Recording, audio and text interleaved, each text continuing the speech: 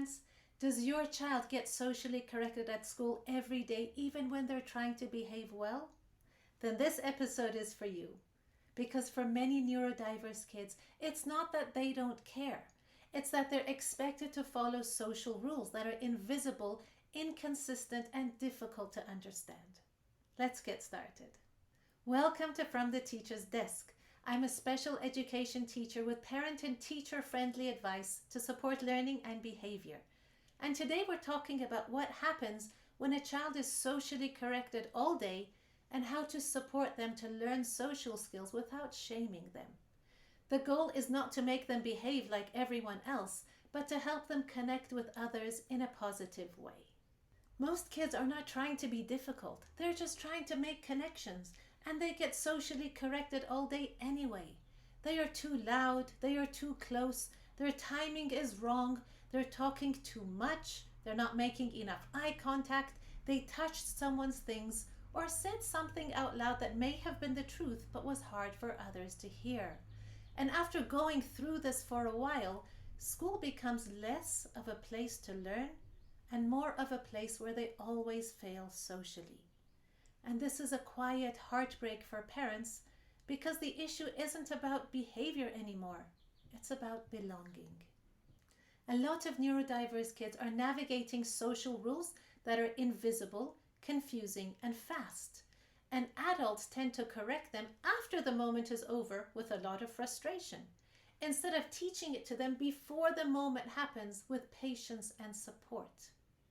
So to repeat the goal, the aim is not to get your child to behave like everyone else around them. It is to support them to connect positively with others. And this changes the whole approach, because instead of saying, you know better, you ask yourself, does my child actually know the right reaction to this situation? Please remember that being social is a skill that can be taught. Can your child tell when someone needs more space? Can they recognize when a joke is not understood or not appropriate? Can they tell when the volume of their voice keeps getting louder? And can they recover when they get something wrong?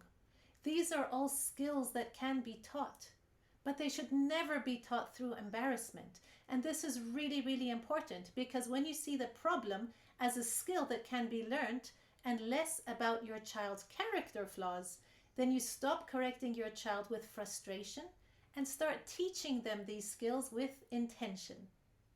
Social coaching works best when it's calm, concrete, and specific. Don't say, be polite. Instead say, when someone takes a step back, it usually means that they want more space. Don't say, stop interrupting, but instead say, put your hand on your leg to prevent you from jumping into a conversation and wait for a natural pause in the conversation. Don't say, use your inside voice, but instead you could say, match your voice volume to those around you. This kind of teaching gives a child something that they can actually do. And this is what helps social learning become possible instead of confusing and shaming. Also, please remember this. Not every autistic or otherwise neurodiverse social style needs to be fixed. Sometimes differences can just be differences, and you don't want to erase the personality of a child. But you do want to foster the understanding of consent, safety, and to build their confidence. Because there's a very big difference between helping a child understand a social situation and polishing away who they actually are.